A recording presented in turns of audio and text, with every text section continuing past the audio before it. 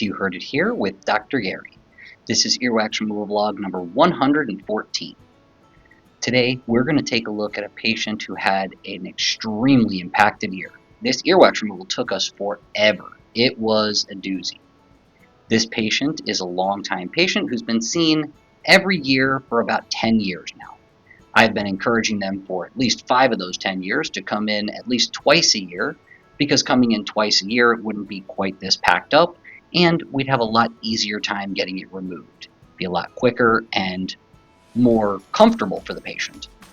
This patient, as we look in their ear, you can see that they have this huge curve as soon as we get into the ear canal. That, coupled with the pit or the little depression that they have in their ear canal floor, really does cause a big buildup of this earwax. Now, of course, this patient, like many of our other patients, is an avid Q-tipper, and we do counsel against using Q-tips, and we do show people, of course, on the big screen why they shouldn't be using Q-tips, but it does not seem to matter.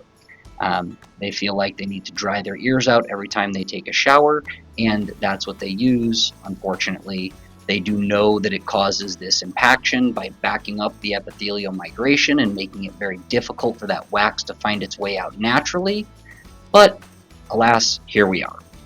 So as you can see, we're digging out this earwax. You can see that it's stuck to the ear canal wall and the ear canal floor, and right there I'm actually pulling the debris out of that little pit in the ear canal floor with the curette, trying to make it so it's not stuck.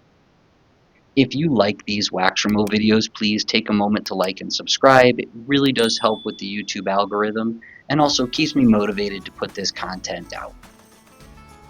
Now, this patient is also suffering from quite a bit of hearing loss and pressure in the ear at the moment, and that's because of the amount of wax that they have. They do not have a history of hearing loss. Again, we've tested their hearing several times. Very normal hearing, and once this wax is out, they feel like a whole new person. But as you can see, it's just caked to the sides of the ear canal. As we use the curette, we're trying to separate this from the ear canal wall, but it is making it very difficult to come out, and it's not coming out in one chunk. This is coming out little by little. I have had a conversation with this patient in the past about using microsuction with their ENT. This is one of those we've developed a relationship, and they just like to come in and have us do it, even though I personally think for this patient, seeing the ENT and microsuction would be a much quicker method. Now, I did not show the irrigation here. Again, I did not have a second set of hands, but we did need to run some irrigation in order to break some of this stuff off the side of the ear canal wall. Now you can see that we're using the alligator forceps, trying to grab the skin, the loose skin and debris that's in there, and also to get that hair out of the way.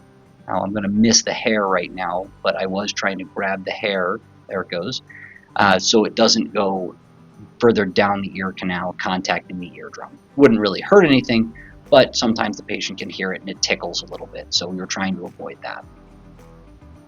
We can see part of the eardrum, and this is starting to come through, but this wax removal has now taken probably 20 minutes overall in the office. We are giving the patient little breaks because, especially when it is this adhered and attached, it can be stressful. It's not painful, but it is definitely something that the patient can feel, and they are aware of what we're doing, so they're trying very hard to stay still, and it just causes a lot of stress. We're going to get back in there with these alligator forceps and try to grab this big chunk of skin, hopefully pulling it all out in one large chunk. Unfortunately, nothing seems to be working the way we want. You can see it just break right apart there, and now we still see that wax down there pretty deep.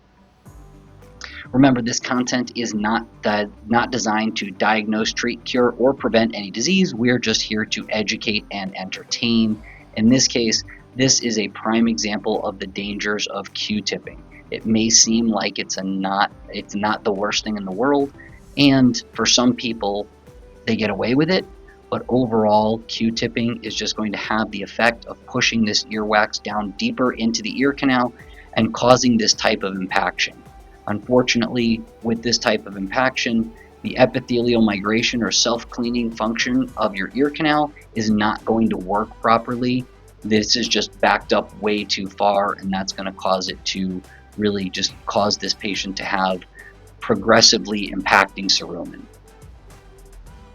We use the alligator forceps yet again, and we're still just not getting this to break all the way free.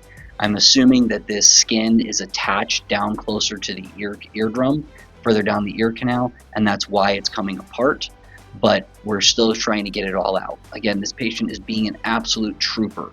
This has not caused the patient any discomfort. It just feels really weird to have somebody digging in your ear for this long. Hopefully we're nearing the end here for the patient. As we get down there, we can see that absolutely that release there. So as we look back down now, we do see just a little bit of dead skin down there, but I can see the eardrum. So hopefully this will get us all the way out. You can see the moisture and how it absorbed into the skin. We're going to use the alligator forceps here to try to grab that skin that's now loose and get that out, giving us a good view of the eardrum. And then we won't see this patient again for another year, even though we are recommending every 6 months for this patient. This has been You Heard It Here with Dr. Gary. Thank you for watching. I look forward to seeing you in the next video.